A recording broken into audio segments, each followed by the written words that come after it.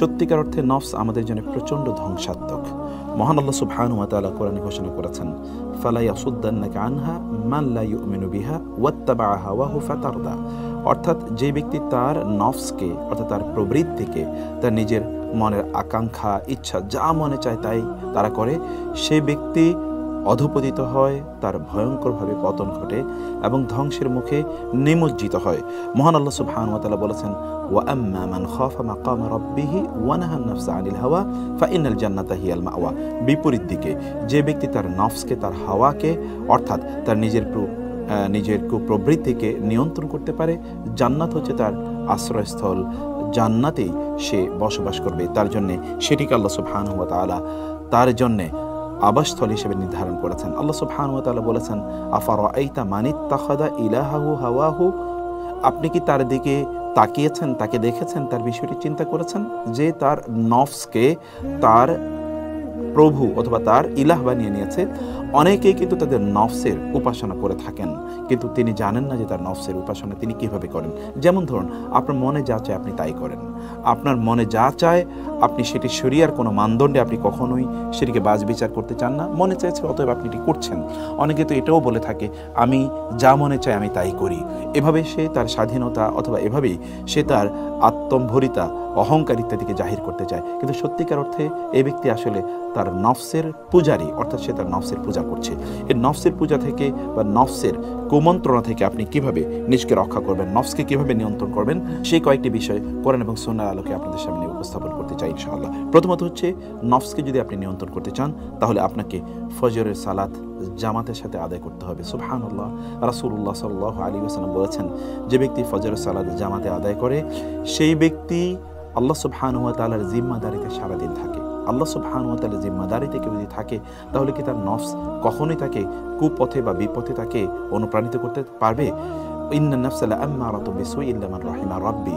আমার রব যার উপর রহম করেছে সে ছাড়া প্রত্যেকেই কিন্তু তার নফসের এই নফসে আম্মার অর্থাৎ তার নফস তাকে খারাপ কাজে উদ্বুদ্ধ করে থাকে। অতএব নফসকে যদি আপনি নিয়ন্ত্রণ করতে চান তাহলে আপনি ফজরে আপনি সালাতটিকে জামাতের সাথে আদায় করুন, ফজর পরে ঘুমাবেন না এবং সম্ভব হলে আপনি প্রয়োজনে দুপুরে একটু কায়লুলা করে নেবেন। রাসূলুল্লাহ সাল্লাল্লাহু আলাইহি ওয়াসাল্লাম বললেন, কিলু, তোমরা দুপুরে কায়লুলা করো, ফা ইন্না শায়তানা লা ইয়াকিল, কারণ শয়তান তো আসলে দুপুরে কায়লুলা করে না, শয়তান দুপুরে বিশ্রাম নেয় না। অর্থাৎ দুপুরে সামান্যতম এতটুকু কিছুক্ষণ 2, 4, 5 মিনিট, 10 মিনিট, আধা ঘন্টা কিছুক্ষণ চোখ বন্ধ করে রাখুন। কায়লুলা একদিকে সুন্নাহ পালন হবে, অন্যদিকে আপনার নিজকে আপনি নফসকে আপনি নিয়ন্ত্রণ করতে পারবেন ইনশাআল্লাহ। 2 নম্বর বিষয় হচ্ছে যে আপনি খাবারের পরিমাণ কমিয়ে দিন। দিনের সর্বোচ্চ আপনি 3 বার অথবা তার চেয়ে একটু বেশি খান, কিন্তু খাবারই যেন আপনার একমাত্র কারণ না হয়ে দাঁড়ায় বা একমাত্র আপনি বেঁচে আছেন কেন, you live for food, you live to eat. আপনি বেঁচে আছেন কেবলমাত্র খাওয়ার জন্য, এবং কোথায় কোন ধরনের খাবার পাওয়া যায় এগুলো নিয়ে কেবলমাত্র আপনি প্রতি মুহূর্তে ব্যস্ত রয়েছেন। এটি যদি হয় তাইলে আপনি আপনার নফসকে বরং আপনি উস্কে দিচ্ছেন। এই জন্যে আরবরা বলে থাকে যে সাম্মিন কালবাকা ইয়াকুলুক, অর্থাৎ তোমার নফসকে তুমি খাবার দাও প্রচুর, তাহলে এই নফসই তোমাকে কোনো এক সময় খেয়ে ফেলবে। এবং সত্যিকার অর্থে আমরা আমাদের নফসগুলোকে খাবার দিতে দিতে এমন একটি জায়গায় নিয়ে গিয়েছি যে এগুলো মোটা তাজা হয়ে গেছে, এখন এগুলোই আমাদেরকে নিয়ন্ত্রণ করে। নফসকে নিয়ন্ত্রণ করতে হলে তাকে খাবার কম দিন। এই জন্য ওমর রাদিয়াল্লাহু তাআলা আনহু একটি বিখ্যাত কথা আছে। ওমর রাদিয়াল্লাহু তাআলা আনহু তিনি বলেছেন যে তোমাদের ইয়াকুমুল বেতনা, তোমরা পেট পূজারীদের ব্যাপারে সাবধান থাকো, তোমাদের পেটের পূজা করা থেকে তোমরা সাবধান থাকো। কারণ তোমাদের পেট তোমাদের জন্য, যদি পেটটাকে প্রতি মুহূর্তে ভর্তি রাখো তাহলে এটি তোমাদেরকে সালাত থেকে অলস করে দেবে, তোমাদের শরীরকে এটি ক্ষতিগ্রস্ত করে দেবে এবং তোমাদেরকে মুআদ্দিয়াতুন ইলা সাকাম, অর্থাৎ বিভিন্ন ধরনের রোগ তোমাদের মধ্যে তৈরি করে দেবে। ওয়া আলাইকুম বিল কসদি ফি কুতিকুম, এবং তিনি বললেন তোমাদের খাদ্য গ্রহণের ক্ষেত্রে তোমরা মধ্যম পন্থা অবলম্বন করো। সেই জন্য আপনারা কেবলমাত্র খাবারের জন্যই বেঁচে থাকবেন না, এটির জন্য আপনার একমাত্র উদ্দেশ্য না হয় we eat to live, we don't live to eat. আমরা কেবলমাত্র বাঁচার জন্য খাই, আমরা খাবারের জন্য বাঁচি না। এই জন্যে হাদিসে এসে রাসূলুল্লাহ সাল্লাল্লাহু আলাইহি ওয়াসাল্লাম বলেছেন, আমরা এমন একটা সম্প্রদায়, আমরা যতক্ষণ পর্যন্ত ক্ষুধা না লাগে ততক্ষণ খাই না, আর যখন খাই তখন একেবারে পেট পূর্ণ করে আমরা খাই না। এটি উম্মাহ মুসলিমের একটি বৈশিষ্ট্য, অতএব এটিকে আপনারা করার চেষ্টা করবেন।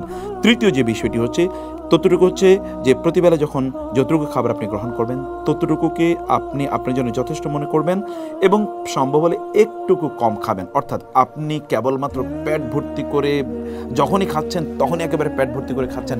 আপনি হয়তো বা 2 বার 3 বার বা 4 বার এরকমই খাচ্ছেন আপনি, কিন্তু যখনই খাচ্ছেন তখন একেবারে পেট ভর্তি করে নাকের ডগা পূর্ণ করা পর্যন্ত আপনি খাবেন, এটি কখনো করবেন না। রাসূলুল্লাহ সাল্লাল্লাহু আলাইহি ওয়াসাল্লাম তিনি কি বলেছেন? তিনি বলেছেন যে সবচেয়ে নিকৃষ্ট মা মালা ইবনু আদামা ওয়াআন শাররা মিন বাতনি, একজন বনি আদম সবচেয়ে নিকৃষ্ট যে পাত্রটি পূর্ণ করে সেটি হচ্ছে তার পেট। অতএব পেটটাকে 3 ভাগ করার জন্য তিনি বলেছেন, 1 ভাগ আপনি খাদ্য দিয়ে পূর্ণ করা, অন্য ভাগ পানি দিয়ে পূর্ণ করা, এবং তৃতীয় ভাগটি আপনি যেন অক্সিজেনের জন্য নিঃশ্বাস প্রশ্বাস এবং ডাইজেশনের জন্য সেটিকে যেন আপনি আলাদা করে রাখেন বলে রাসূলুল্লাহ সাল্লাল্লাহু আলাইহি ওয়াসাল্লাম বলেছেন। অতএব খাবারের সময় একটু কম খাওয়া, এবং বিশ্বাস করুন সালফে সালিন তারা বলতেন যাদের উপরের অংশ অর্থাৎ পেট যাদের পূর্ণ তাদের মাথা কিন্তু খালি থাকে, এবং যাদের পেট অপূর্ণ থাকে তাদের মাথা অর্থাৎ তাদের উপরের অংশ এটি জ্ঞান দ্বারা পূর্ণ থাকে। অতএব জ্ঞান দ্বারা পূর্ণ করতে হলে আপনাকে নিশ্চয়ই পেটটাকে কিছুটা হলেও খালি রাখতে হবে, অন্যথায় আপনি সেই পরিমাণ জ্ঞান অর্জন করতে পারবেন না। পঞ্চম যে বিষয়টি আপনাকে করতে হবে তাহলে যে সকাল সন্ধ্যা জিকির আজকার করুন, প্রোডাক্টিভিটি। সুবহানাল্লাহ, আপনি যদি প্রচণ্ড প্রোডাক্টিভ হতে চান তাহলে মহান রব যিনি আপনার মধ্যে প্রোডাক্টিভিটি তৈরি করে দেবেন তাকে স্মরণ করুন, জিকির আজকার করুন। সকালে জিকির কি, সন্ধ্যার জিকির কি? আপনি যদি বলেন আসবাহানা ওয়া আসবাহাল মুলকু লিল্লাহ, আমসাইনা ওয়া আমসাল মুলকু লিল্লাহ, আপনি যদি আল্লাহ সুবহানাহু ওয়া তাআলার কাছে আপনি সুপর্দ করেন আপনার নিজকে, তাইলে আপনি দেখবেন যে ইনশাআল্লাহ আপনার গোটা দিন এবং গোটা রাত ইনশাআল্লাহ আপনার জন্য প্রোডাক্টিভ হবে। অতএব সকাল এবং সন্ধ্যার যে জিকিরগুলো আছে সেই জিকিরগুলো মনোযোগ দিয়ে সেই জিকিরগুলো পড়তে থাকুন। আসবাহানা ওয়া আসবাহাল মুলকু লিল্লাহ, এরকম আরও অনেক জিকির আছে যেগুলো আপনি দেখতে পাবেন যে কোরআন এবং সুন্নাহ এই জিকিরগুলো আছে, সেগুলো আপনারা পড়বেন ইনশাআল্লাহ। ইশরাকের সালাত আদায়ের অভ্যাস করার জন্য আপনাদেরকে বলবো, ইশরাকের সালাত অথবা সালাতুদ দুহা রাসূলুল্লাহ সাল্লাল্লাহু আলাইহি ওয়াসাল্লাম তিনি বলেছেন কেউ যদি ইশরাকের সালাত আদায় করে তাইলে অর্থাৎ যেটি ফজরের পর সূর্য ওঠার প্রায় 13, 15 বা 18, 20 মিনিট 25 মিনিট পর আপনি পড়েন, তাইলে আপনার অতীতের সকল গুনাহ মাফ হয়ে যাবে। এবং আরেকটি হাদিস আছে যে হাদিসে কেউ কিছু দুর্বলতার কথা বললেও বিভিন্ন আপনার পদ্ধতির কারণে সেই হাদিসটি সহিহ মানদণ্ডে উত্তীর্ণ হয়। তা হচ্ছে যে রাসূলুল্লাহ সাল্লাল্লাহু আলাইহি ওয়াসাল্লাম বলেছেন কেউ যদি সালাতুল ইশরাক আদায় করে তাহলে সে একটা পরিপূর্ণ হজ এবং পরিপূর্ণ উমরা সওয়াব পাবে। সুবহানাল্লাহ, এর কি প্রোডাক্টিভিটি আপনি চিন্তা করে দেখুন তো। এবং আপনি সকালে ফজর নামাজ আদায় করার পর আপনার স্থানে আপনি বসে থাকলেন, জিকির আজকার করলেন, তারপর আপনি ইশরাকে সালাত আদায় করে উঠলেন, আল্লাহ সুবহানাহু ওয়া তাআলা আপনার প্রোডাক্টিভিটি এই লেভেলের বাড়িয়ে দেবে যে আপনার নফস কোনো অবস্থায় আপনাকে আল্লাহ থেকে বিরত রাখতে পারবে না, আল্লাহ থেকে দূরে সরিয়ে নিয়ে যেতে পারবে না। আপনি প্রতিদিন কোরআন তেলাওয়াতের অভ্যাস করুন। সুবহানাল্লাহ, কোরআন তো এসেছেই মহান আল্লাহ সুবহানাহু ওয়া তাআলার পক্ষ থেকে মানুষকে জীবন প্রদান করার জন্য। আল্লাহ সুবহানাহু ওয়া তাআলা কোরআনের ব্যাপারে বলেছেন যে এটি তোমাদেরকে আসলে হায়াত প্রদান করে, মানে প্রকৃত জীবন এটি তোমাদেরকে প্রদান করে। এবং প্রকৃত জীবন সেটি লিতুনযিরা মান কানা হাইয়্যান ওয়া ইয়াহিক্কাল কাওলু আলাল কাফিরিন ইন্না ফি যালিকা লাযিকরা লিমান কানা লাহু কলবুন আও আলকা সামা ওয়া হুয়া শাহিদ। অতএব যে ব্যক্তির কলব আছে তার জন্য এখানে শিক্ষার উপকরণ রয়েছে।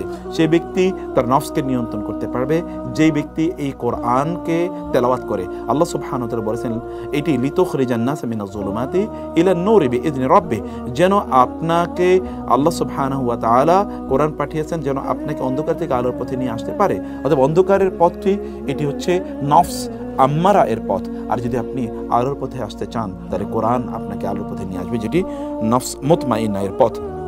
এটি আপনাকে করতে হবে। ঘুমের পরিমাণ কমিয়ে দিতে হবে। সালফে সালিন তারা বলতেন 3টি জিনিস আমাদের শরীরের জন্য প্রচণ্ড ক্ষতিকর, তার মধ্যে একটি হচ্ছে কাসরাতুন নাউম, 2 নম্বর বিষয় হচ্ছে কাসরাতু আল আকাল, অর্থাৎ প্রচুর পরিমাণ ঘুমানো, প্রচুর পরিমাণে খাদ্য গ্রহণ করা, এগুলো কিন্তু আমাদের শরীরের জন্য প্রচণ্ড ক্ষতিকর। এবং তৃতীয় হচ্ছে কাসরাতুল কালাম, অনেক বেশি অপ্রয়োজনীয় কথাবার্তা বলা। এগুলো থেকে আপনার নিজকে আপনার দূরে রাখুন, তাইলে আপনার নফসকে আপনি ইনশাআল্লাহ নিয়ন্ত্রণ করতে পারবেন। সেই জন্য আপনার কাজ হচ্ছে ঘুমের পরিমাণ কমিয়ে নিয়ে আসা। ঘুম যতটুকু আপনার প্রয়োজন ততটুকু আপনি করবেন, কিন্তু অনেক বেশি ঘুম আপনাকে অলস করে দেবে, আল্লাহ সুবহানাহু ওয়া তাআলা সম্পর্কে আপনাকে বেখবর করে দেবে, এবং এর মাধ্যমে আপনি নফসের পূজারিতে পরিণত হয়ে যাবেন। অতঃপর আপনাকে যে কাজটি করা দরকার তা হলো যে ফজরের পর আপনি আপনার শরীরের জন্য কিছুটা যত্ন নিন, শরীরে একটু ব্যায়াম করুন। সেটি বিভিন্ন সময়, বিশেষ করে ফজরের পরের এটি অত্যন্ত গুরুত্বপূর্ণ একটি সময়, কারণ রাসূলুল্লাহ সাল্লাল্লাহু আলাইহি ওয়াসাল্লাম তিনি আব্দুল্লাহ ইবনে আমর ইবনে আসকে রক্ষা করে বলেছেন ফা ইন্না লি জাসাদিকা আলাইকা হক, ইন্না লি জাসাদিকা আলাইকা হাক্কুন, তোমার শরীর এর হক আছে তোমার উপর। অতএব তোমার শরীরকে ফাআতি কুল্লাযী হাক্কিন হাক্কাহু, প্রত্যেকে তার হক আদায় করে দাও। এটি আপনি করবেন যতদূর সম্ভব। কারণ আল মুমিনুল কাওয়িয়্যু খায়রুন ওয়া আহাব্বু ইলাল্লাহ মিনাল মুমিনিদ দাঈফ ওয়া ফি কুল্লিন খায়র।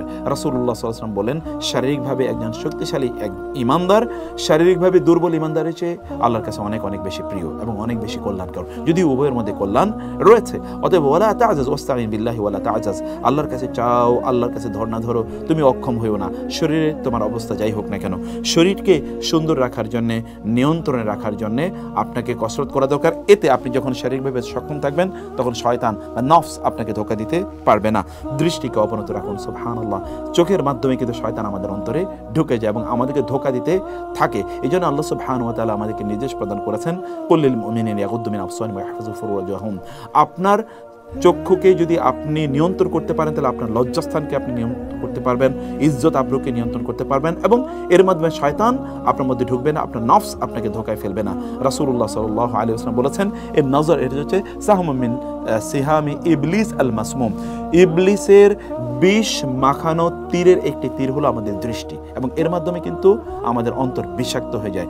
দৃষ্টিকে নিয়ন্ত্রণ করুন। সোশ্যাল মিডিয়াতে খারাপ জিনিস দেখা, ইউটিউবে খারাপ জিনিস দেখা, টেলিভিশনে খারাপ জিনিস দেখা, অথবা পত্রপত্রিকায় দেখা, বিভিন্ন ধরনের ম্যাগাজিন ইত্যাদির মধ্যে দেখা, অথবা ধরুন বইপত্রের মধ্যে দেখা। আর এছাড়াও তো রাস্তায় নামলে তা তো দেখা যায়, আপনার কলিগ আছে চারিদিকে, আপনি তার সাথে চুটিয়ে আড্ডা দিয়ে বেড়ালেন, এর মধ্যে কিন্তু আপনি নফসের গোলামে বা কৃতদাসে নিজকে পরিণত করলেন। নফসকে নিয়ন্ত্রণ করতে হলে আল্লাহ সুবহানাহু ওয়া তাআলা বলেছেন, যালিকা আজকা লাহুম, আজকা লাহুম, এটি তোমাদের জন্য অতি অধিকতর পবিত্রতর, তোমাদের তাকে পবিত্র করবে। কারণ আত্মাকে পবিত্র করলেই একজন ব্যক্তি কেবলমাত্র একজন ব্যক্তি সফল হতে পারে। সেটি আপনাকে করতে হবে এবং সোশ্যাল মিডিয়া থেকে আপনার নিজকে সময় বাঁচিয়ে আপনাকে অন্যদিকে আল্লাহর ইবাদতে, কোরআন তেলাওয়াতে এবং তাসবিহ তাহলিলে অন্য জায়গায় আপনাকে আরও প্রোডাক্টিভ জায়গায় আপনাকে সময় ব্যয় করতে হবে। যদি আপনি এখান থেকে সময় কার্টেল করে আপনি ভালো কাজে ব্যয় করতে পারেন তাহলে আপনার নফস আপনাকে আর ধোকায় ফেলতে পারবেন এবং আপনি নফসের পূজারিতে পরিণত হবেন না। প্রতিদিন কোরআনের কিছু অংশ হিফজ করুন, যতটুকু হোক না কেন, এক আয়াত করে হোক। এভরিডে যদি আপনি এক আয়াত করে পড়ুন তাহলে আপনি দেখবেন যে বছর শেষে আপনি সূরা বাকারা এবং আলে ইমরানের মতো বিশাল সূরা আপনার মুখস্থ হয়ে গেছে। অতএব প্রতিদিন একটি করে আয়াত পড়ুন, বারবার পড়ুন, হাঁটতে পড়ুন, যখন গাড়িতে থাকবেন তখন পড়ুন, অফিসে যখন একটু সময় পাবেন, আপনি যখন একটু বিশ্রাম নেবেন, ঘুমাতে যাবেন, ঘুমের থেকে উঠে বিভিন্ন সময় আপনি আপনার ফ্রি টাইমগুলোতে কোরআন মুখস্থ করুন। চিন্তা করে দেখুন, কিয়ামতের দিন এই কোরআন আপনাকে সুপারিশ করে জান্নাতে নিয়ে যাবে।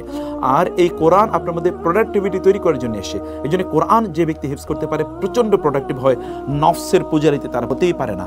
কারণ কোরআন তো আপনাকে প্রোটেকশন দেওয়ার জন্য এসছে, কোরআন আপনাকে এসেছে আপনাকে হেদায়েতের, ইন্না হাদাল কোরআন ইয়াহদি লিল্লাতি হিয়া আকওয়াম, কোরআন তো আপনাকে সবচেয়ে সর্বোত্তম পথ দেখানোর জন্য এসছে। কোরআনের সাথে লেগে থাকুন, কোরআন হিফজ করার চেষ্টা করুন ইনশাআল্লাহ, এবং প্রতিদিন টার্গেট করুন যে আপনি কতটুকু হিফজ করবেন। কমপক্ষে একটি করে আয়াত হিফজ করুন। বিশেষ করে আপনি রাতের বেলা যখন ঘুমাতে যাবেন তখন আপনি পবিত্র হয়ে পবিত্র অবস্থায় ঘুমাতে যাবেন।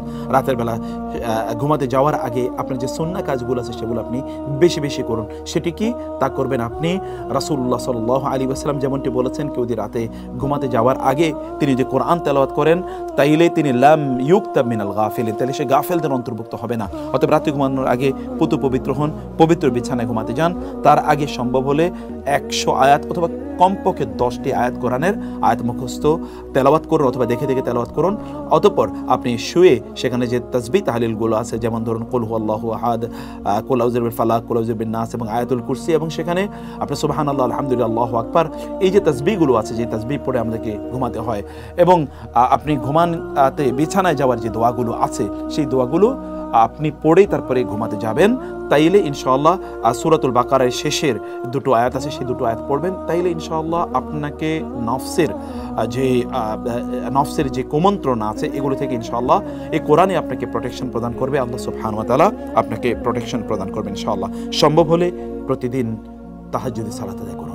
রাসূলুল্লাহ সাল্লাল্লাহু আলাইহি ওয়াসাল্লাম বলেন, জিবরিল আমার কাছে এসেছে এবং বলেছে যে এই তাহাজ্জুদ হচ্ছে শারাফুল লিল মুমিন, মুমিনের জন্য এটি একটি মর্যাদা। এবং রাসূলুল্লাহ সাল্লাল্লাহু আলাইহি ওয়াসাল্লাম তিনি বলেছেন, তাহাজ্জুদের সালাত কোন একজন ব্যক্তি যদি আদায় করে তাহলে পরবর্তী দিনগুলোতে তার কতটা কল্যাণ হবে আপনি কোরআনের দিকে তাকালে সেটি দেখতে পাবেন। আল্লাহ সুবহানাহু ওয়া তাআলা তার রাসূলের ব্যাপারে বলেছেন, ইন্না লাকা ফিন নাহারি সাবহান তাওয়িলা, দিনের বেলা আপনার অনেক কাজ আছে, সেই জন্য রাতের বেলা কিছু সময় আপনি আল্লাহ সুবহানাহু ওয়া তাআলার সামনে দাঁড়িয়ে সালাত আদায় করুন। দিনের কাজগুলোকে আল্লাহ সুবহানাহু ওয়া তাআলা আপনার জন্য সহজ করে দেবেন এবং নফসকে নিয়ন্ত্রণ করার জন্য এটি প্রচণ্ড গুরুত্বপূর্ণ।